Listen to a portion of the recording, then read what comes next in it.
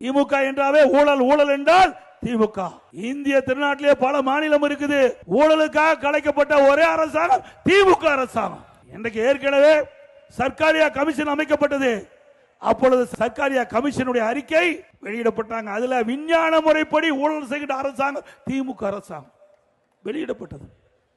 இன்னைக்கு பூச்சி மருந்து ஊழல், கோதுமை பேர ஊழல், அதே போல வீராணம் சர்க்கரை பேர ஊழல். சர்க்கரை பேர ஊழல்ல அதுல வெளியில் வந்த செய்தி, அந்த சர்க்கரையெல்லாம் எறும்பு தின்றுது. சர்க்கரையெல்லாம் எறும்பு தின்றுதான். அந்த சர்க்கரை மூட்டை இருந்த சாக்கு பை, கோணி பை, அது கரையா அரிச்சிட்டு. எவ்வளவு விஞ்ஞான முறைப்படி அன்றை இருந்த அரசாங்கம் அறிக்கை தாக்கல் செய்யப்பட்டிருக்கு என்பதை எண்ணி பார்க்குங்க. இப்படி விஞ்ஞான முறைப்படி ஊழல் செய்கின்ற கட்சி திமுக கட்சி.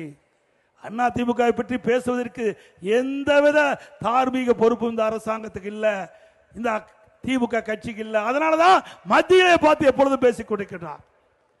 திரு ஸ்டாலின் அவர்களே, எங்களுடைய ஆட்சி குறிப்பிடுங்க, நாங்க பேசுறோம். மடியிலே கணமில்ல, வழியில பயம் இல்ல. திரு ஸ்டாலின் அவர்களே, அண்ணா திமுக ஆட்சி தான் தமிழ்நாட்டு மக்களுடைய வளர்ச்சிக்கு அடித்தளமாக அமைந்தது.